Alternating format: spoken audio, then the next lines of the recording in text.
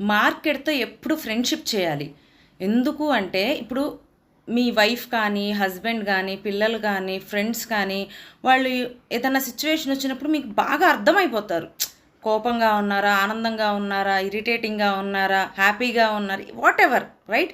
ఎందుకు అంటే over the years మీరు స్పెండ్ చేస్తారు కాబట్టి ఆ మనుషులతో మీకు తెలిసిపోతారు. అదే ఆల్ ఆఫ్ ఎ సడన్ ఒక పర్సన్ ఎలా రియాక్ట్ అవుతాడో మీకు తెలీదు. ఎందుకు అంటే మీరు అతన్ని మీరు స్టడీ చేయలేదు ఆ పర్సనాలిటీని.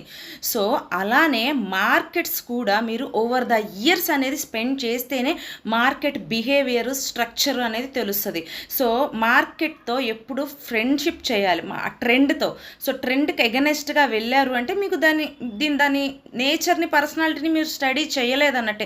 సో, ఈరోజు మార్కెట్ ఓపెన్ అయింది. గ్యాప్ అప్ ఓపెన్ అయింది. సో, నేను 10:00కే పోస్ట్ చేశాను మన టెలిగ్రామ్ గ్రూప్‌లో. ఎక్కడ వరకి యెస్టర్‌డే హై దగ్గరికి అండ్ యెస్టర్‌డే లోకి రీట్రేస్ తీసుకొని మళ్ళీ పైకి వెళ్తది అని చెప్పి. సో, ఎందుకు చేశాను? ఎందుకు చెప్పగలిగానంటే మార్కెట్‌తో నేను ఫ్రెండ్‌షిప్ చేస్తున్నాను. ట్రెండ్‌తో నేను ఫ్రెండ్‌షిప్ చేస్తున్నాను. సో, మీలో ఎంతమంది ట్రెండ్‌తో ఫ్రెండ్‌షిప్ చేస్తున్నారు? లేదు ఆ ట్రెండ్‌తో మీరు ఎనిమీగా ఫీల్ అవుతున్నారో కామెంట్ చేయండి.